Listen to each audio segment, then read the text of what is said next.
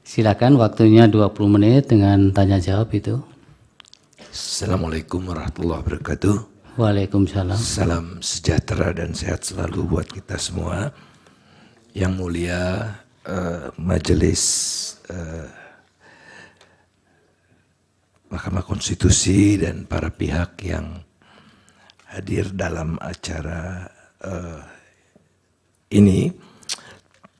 Saya sempat mendengar presentasi yang sebelumnya. Saya bangga punya murid seperti Fit.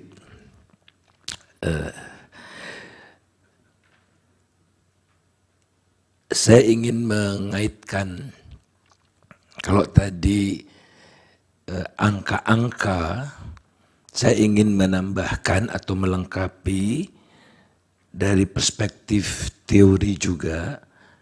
Yang kerap dipakai adalah teori gentong babi. Ada yang alergi dengan gentong babi, udah pakai bahasa Inggris saja yang mulia, pork barrel. Walaupun ini dari Amerika Serikat, konteksnya berbeda.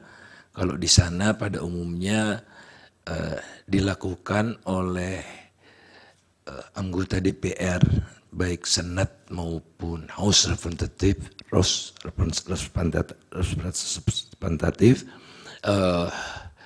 yang ingin terpilih kembali, mereka memasukkan proyek-proyek yang menggelontorkan uang banyak di daerah konstituennya, di distrik mereka itu, agar terpilih kembali. Sedemikian makin parahnya keadaan itu membuat sampai ada NGO yang khusus memelototi pork barrel ini karena memang membiaskan demokrasi itu. Dan tentu saja konteksnya beda, negara mereka tidak bisa diiming-imingi oleh sembako, ya big project, misal apa jembatan, toll road dan sebagainya dan sebagainya. Nah jadi secara umum bisa dikatakan bahwa pork barrel ini di negara-negara berkembang wujudnya berbeda karena pendapatannya masih rendah, angka kemiskinannya tinggi. Di Indonesia penduduk miskin ekstrim, miskin, nyaris miskin, rentan miskin, itu kira-kira hampir separuh dari penduduk. Jadi santapan yang memang ada di depan mata para politisi, karena mereka lebih sensitif tentu saja terhadap pembagian sejenis bansos, utamanya bansos yang bansos yang ad hoc sifatnya. Kalau atas izin yang mulia boleh slide kedua. Sedemikian parahnya yang bisa ditunjukkan oleh bansos ini sebetulnya dialami oleh berbagai negara, termasuk juga di Indonesia. Ya. Bahkan KPK, Kementerian Dalam Negeri, mengatakan akan mengikuti saran KPK untuk membuat aturan lewat perda menghadapi pilkada serentak yang akan datang itu 2 sampai 3 bulan sebelum pilkada tidak boleh ada bansos. Sadar di sini. Tapi pertanyaannya, kok pilkada dibatasi, pemilu tidak gitu. Ya. Nah, jadi kan ini membuktikan betapa efektifnya bansos itu secara kuantitatif maupun secara kualitatif. Gitu. Lanjut. Nah, kemudian kalau pork barrel itu sebetulnya metafor dari menggelontorkan uang. Celengan juga kan biasanya simbolnya babi gitu. Nah, lebih parah di Indonesia, tidak hanya gelontoran uang, tapi juga mobilisasi pejabat sampai ke level bawah. Ini yang saya tunjukkan, misalnya Erlangga Tarto ya yang mengatakan ini sumbangan Pak Jokowi, oleh karena itu harus berterima kasih kepada Pak Jokowi dengan cara memilih yang didukung Pak Jokowi. Dikatakan juga oleh Menteri Investasi Pak Bahlil bahwa silakan aja bikin sendiri Bu Risma. Ya, dipikir semua menteri mentalitasnya, moralitasnya seperti dia. Bu Risma tidak mau mempolitisasi bansos. Jadi sudah uangnya ada, tapi kurang magnetnya harus ditunjukkan. Ini loh yang ngasih secara demonstratif. Maka Erlangga Hartarto misalnya, dan banyak menteri lagi lah. Tapi yang paling vulgar itu ya Erlangga Hartarto, Bahlil, dan Zulkifli Hasan. Lanjut. Ini yang saya katakan tadi, kita lewati saja untuk menyingkat waktu. Nah kemudian ada El Nino. Diperpanjanglah El Nino ini atas permintaan Menko Perekonomian Erlangga. Kenapa Erlangga Hartarto minta diperpanjang? Setelah saya dapat masukan lewat dialog, entah dialognya satu orang, dua orang, saya tidak tahu. Penerima El Nino mau nggak kalau diteruskan dana El Nino? Ya hampir bisa dipastikan semua orang yang ditanya yang udah nerima ya akan terus. Sedemikian vulgarnya argumen-argumen yang disampaikan untuk menjustifikasi agar betul-betul orang yang terakhir menerima dana, menerima bansos itu sebelum ke bilik suara itulah yang paling diingat. Ya. Jadi ini politik seperti ini membahayakan masa depan Indonesia karena tahun pertama sampai tahun keempat udah entertainment aja sama oligarki. Oligarki tidak menyelesaikan kemiskinan, nanti diselesaikan untuk pemilihan umum yang akan datang. Mengerikan yang mulia, mengerikan. Ya, bagi daerah pilkada maupun bagi demokrasi, masa depan kita dan anak cucu kita akan menghadapi kesuraman. Akhirnya potensi menjadi sangat membahayakan eksistensi bangsa ini. Lanjut. Nah, kemudian saya ingin menunjukkan lagi El Nino-nya sudah mereda. Minta perpanjang El Nino. Kenapa sih minta diperpanjang? Karena ingin diciptakan panggung-panggung baru itu. Tidak cukup digelontorkan lewat mekanisme yang ada begitu, tapi harus ditunjukkan nih yang ngasih ini pakai seragam tertentu, pesan tertentu, dan sebagainya dan sebagainya. Jadi panggung-panggung yang diciptakan itu untuk memastikan efektivitas bansos ini semaksimal mungkin. Nah, kita lihat El Nino sudah mereda.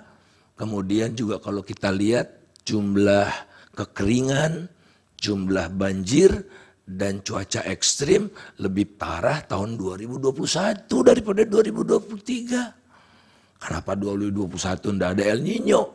Jadi nyata bahwa El Nino ini kebutuhan untuk meningkatkan suara, only that dari segi data itu. Ini yang sangat memilukan dan seolah-olah kita semua bodoh. Ramalan cuaca sudah disupport oleh BKMG, BPS sudah disupport oleh BRIN dan sebagainya itu. Ya, jadi tidak dipercaya lembaga yang memerintah sendiri. Ini kelihatan di sini dengan segala macam bencana yang selalu ada, tapi tidak ada yang bersifat nasional. Itu luas lahan panen itu tetap di atas 10 juta, tidak pernah di bawah 10 juta.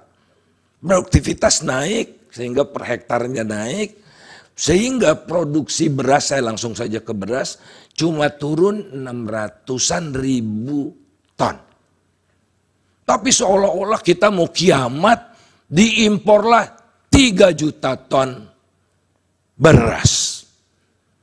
Logikanya, kalau 3 juta ton beras ini digelontorkan ke pasar, tidak mungkin harga beras mencapai harga tertinggi sepanjang sejarah pada bulan Februari yang lalu. Jadi kita impor ini untuk apa kalau untuk tidak untuk stabilisasi pangan? Tujuan impor kan karena pasokan di dalam negeri terbatas, sehingga pasokan terbatas sehingga harga naik. Oleh karena itulah ada stabilisasi, kita tidak bisa menunggu panen sebelumnya, kita import. Importnya 3 juta ton, padahal penurunan produksinya 600-an ribu ton. Apa yang ada di kepala mereka itu? Oh, siapa tahu nanti 2 periode ya masih bisa nih ada stok buat bagi-bagi beras sampai putaran, maaf bukan periode, putaran. Jadi penuh dengan siasat yang menurut saya sudah keterlaluan lah, terlalu vulgar. Kemudian kelihatan pula bahwa masalah pangan di dunia kian mereda, harga pangan secara keseluruhan turun mulai Desember dan mulai Januari harga beras di pasar internasional mulai turun. Seperti kelihatan di tabel yang di peraga yang bawah. Tapi di Indonesia naik terus, mencapai level tertinggi sepanjang sejarah menurut catatan BPS. Ya, untuk menyopankan harga supaya tidak 17.000, cakupan berasnya ditambah yang murah-murah sehingga jadi 15.000, tapi yang manapun itu tertinggi sepanjang sejarah. Jadi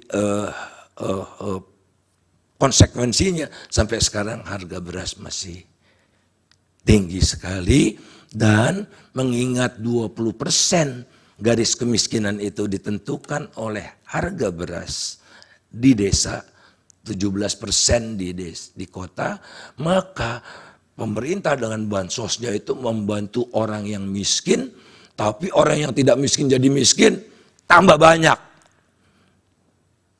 Dia memang cita-citanya bukan mengentaskan kemiskinan kalau begitu. Menaruh harapan agar suaranya bisa satu putaran lanjut. Nah, ini pork barrelnya, ciri-cirinya sedemikian banyak di Indonesia. Saya tidak akan sampaikan satu demi satu, tapi pork barrel yang vulgar. Pork barrel itu udah vulgar di Indonesia, pork barrel vulgar. Lanjut. Habis. Ya itu yang mulia, terima kasih. Baik, terima kasih. Silakan, ada pendalaman dari kuasa hukum. Saya ingin bertanya ya, ahli. Data, coba buka slide nomor 7. El Nino 2021 itu paling tinggi di antara 2019 sampai 2024. Ini datanya ahli, bisa dilihat di. Betul? Ya. Oke. Kalau saya kemudian melacak berapa jumlah bansos yang diberikan tahun 2021 ketika El Nino tinggi, itu hanya 468,2 triliun. Di El Nino 2024 yang jauh lebih rendah, tapi dia meningkat 496,8 triliun. Jadi hampir 30 triliun. Di saat El Nino gila-gilaan 2021 itu, dibandingkan 2024 yang El Nino-nya tidak gila-gilaan, itu ada peningkatan bansos sekitar 30 triliun. Satu. Terus yang kedua yang menarik adalah tadi juga data. Lanjutannya poin 8. Ternyata akibat El Nino itu penurunannya hanya atau di produksi beras itu hanya 600.000 ton. Tapi kemudian diminta untuk melakukan import 2,63 juta ton. Hampir 3 juta ton. Ya kan? Berarti naiknya itu sekitar, selisihnya itu menjadi hampir, kalau di data itu, selisihnya 2,63, itu kira-kira 500% naiknya. Coba buka data lagi, saya mau setelah itu saya akan bertanya. Data nomor 6. Di nomor 6, ya, ternyata impor beras itu dipakai untuk sesuai dengan data nomor 4. Itu kan impor beras ya. Betul ya? Jadi menyalurkan beras dengan atribut, mari kita kaitkan dengan poin 4, slide nomor 4. Nih Bang Faisal, ahli. Oke. Pertanyaan saya begini jadi. Ketika peningkatan bansos yang meningkat luar biasa, padahal El Nino tidak berpengaruh besar, dan dilakukan import yang luar biasa, padahal tidak ada case-nya untuk kebutuhan import itu, apakah kemudian bansos itu sengaja diserahkan untuk orang-orang miskin ini, bukan untuk mengenaskan kemiskinan, tapi untuk kepentingan lain?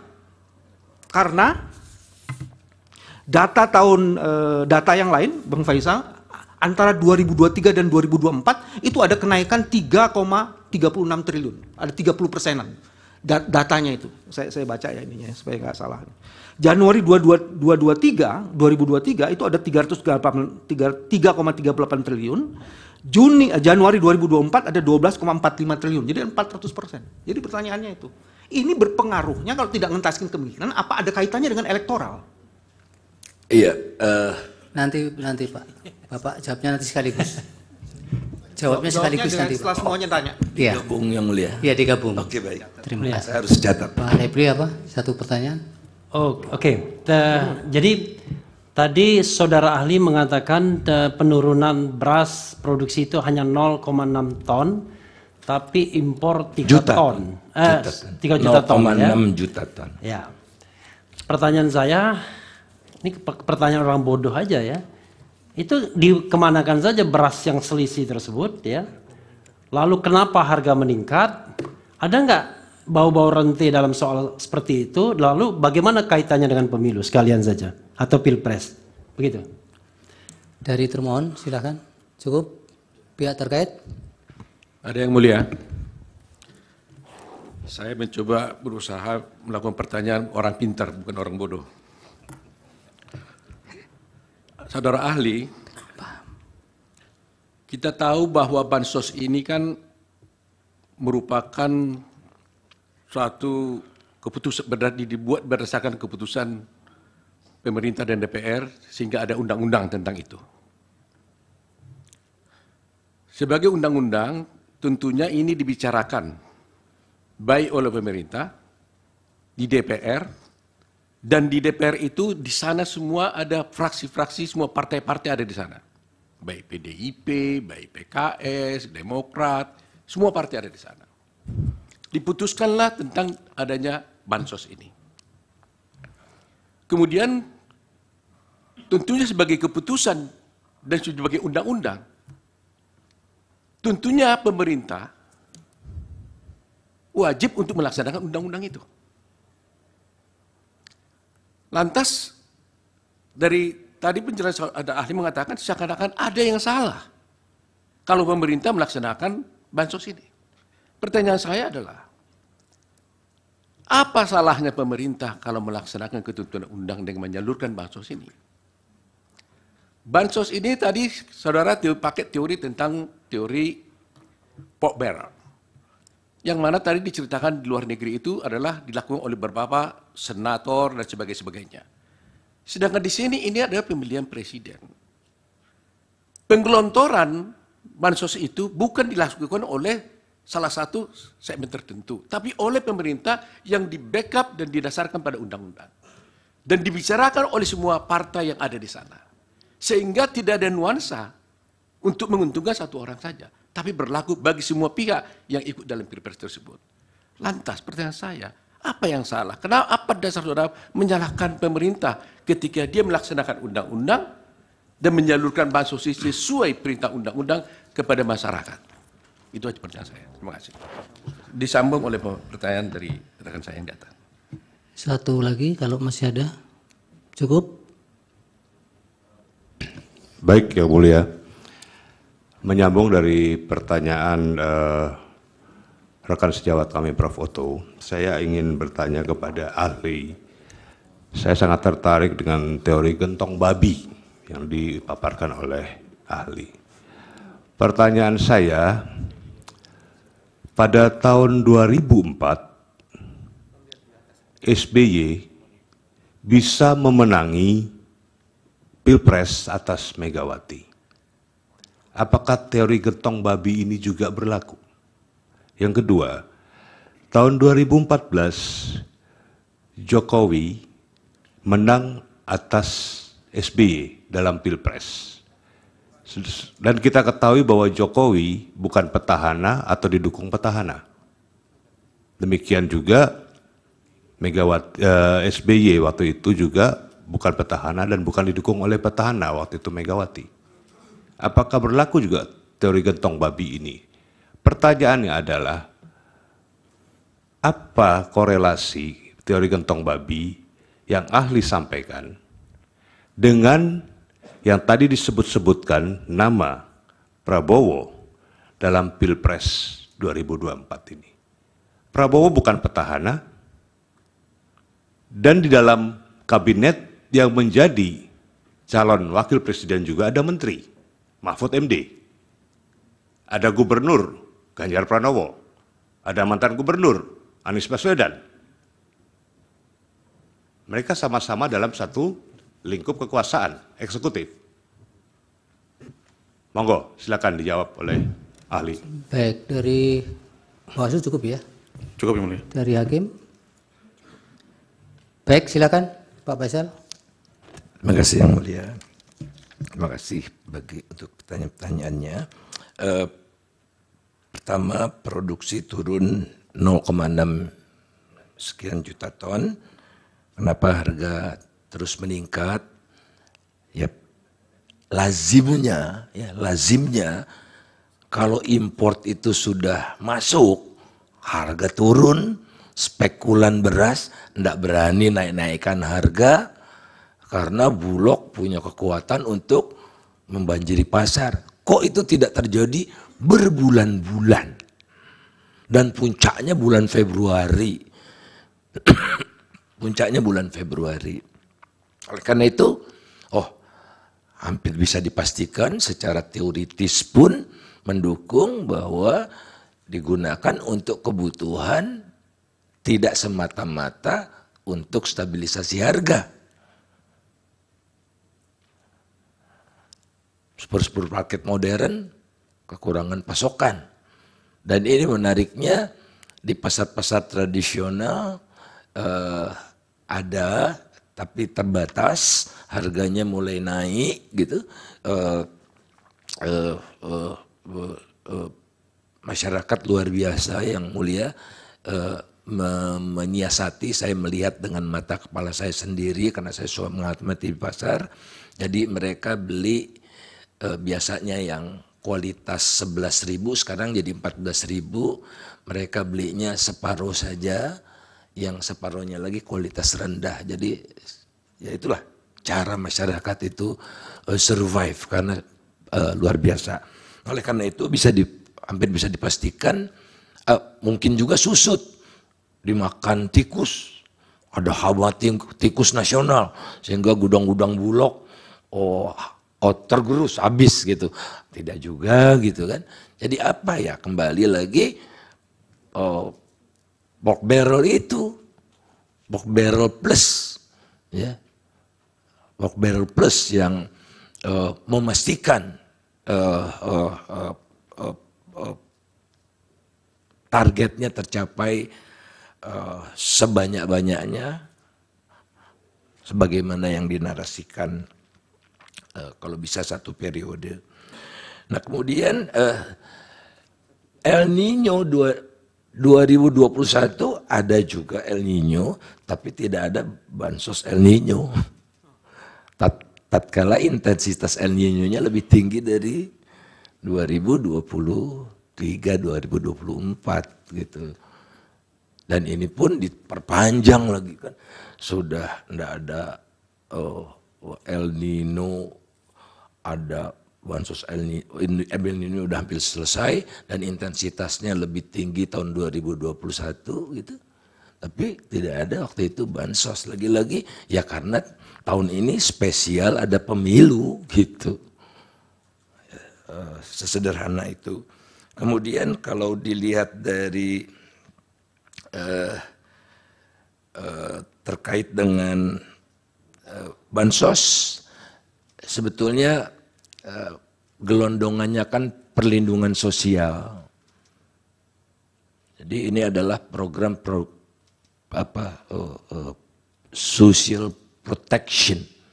Jadi ini bukan, kalau bansos itu seolah-olah belas kasihan, kemurah hatian.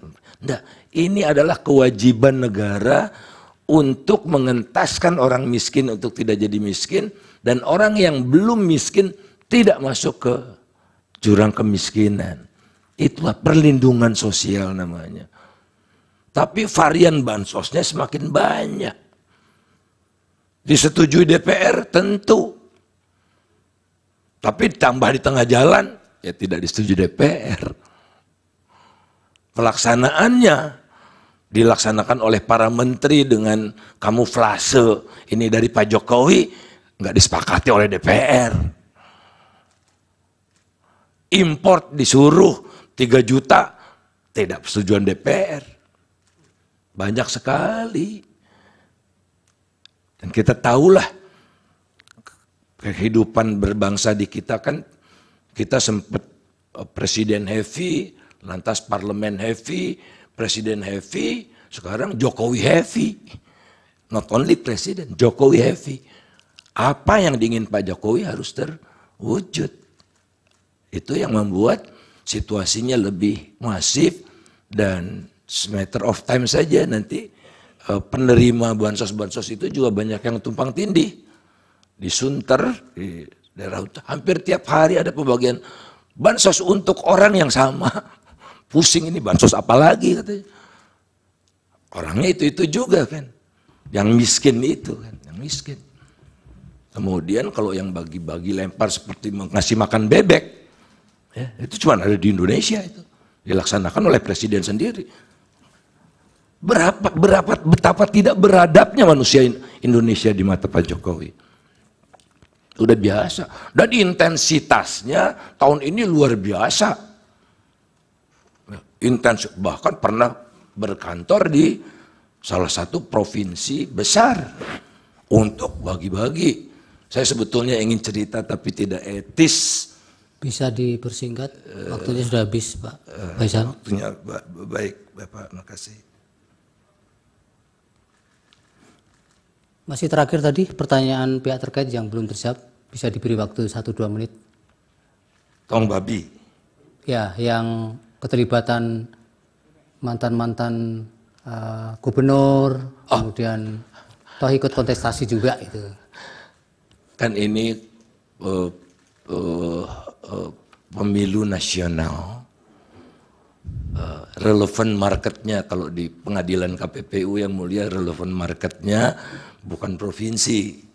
Jadi gentong babi ini mengacu pada praktik yang dilakukan oleh politisi yang menduduki jabatan tinggi di pemerintahan pusat yang mampu menggelotorkan uang lebih besar gitu, agar menarik pemilih sehingga dia terpilih kembali. Jadi beda relevan market kalau kita bicara gubernur, bupati dan sebagainya, karena yang dihitung adalah nasional, dan gubernur atau bupati tidak punya aparat sampai ke seluruh Indonesia. Gubernur Jawa Timur tidak bisa memerintah kepala desa di Papua, tapi kalau presiden bisa, kalau menteri dalam negeri bisa, polisi bisa. Itu kira-kira bedanya. Baik, terima kasih. Pertanyaan kami juga belum dijawab Yang Mulia. Sudah tadi keterlibatan DPR tadi kan? Ya, tapi, hanya memang ada beberapa actionnya yang kemudian tidak match, itu tidak maunya DPR. Sudah dijawab tadi. ya, Pada bagian mana yang dijawab? apakah memang pemerintah yang melaksanakan ketentuan undang-undang tentang bansos itu, apakah bisa dipersalahkan pemerintahnya kalau dia melaksanakan ketentuan undang-undang? saya rasa jelas tidak perlu dipermasalahkan.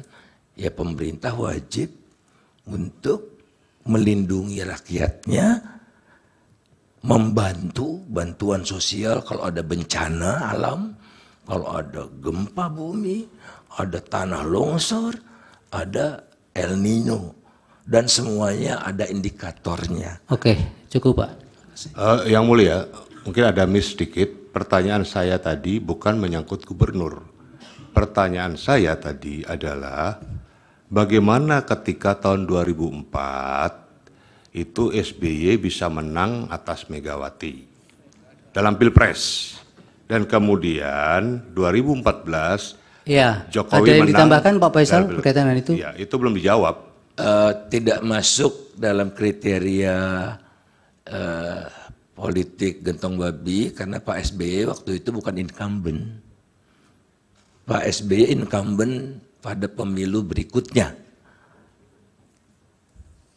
Setelah itu dia tidak menyiapkan dinastinya, anaknya. Jadi dia bebaskan waktu yang Baik, cukup Pak Faisal. Terima kasih waktunya. Mudah-mudahan dapat dipertimbangkan untuk dapat menjadi pertimbangan mahkamah dalam menjatuhkan putusan. Cukup keterangannya. Terima kasih. terima kasih Yang Mulia. Berikutnya sama.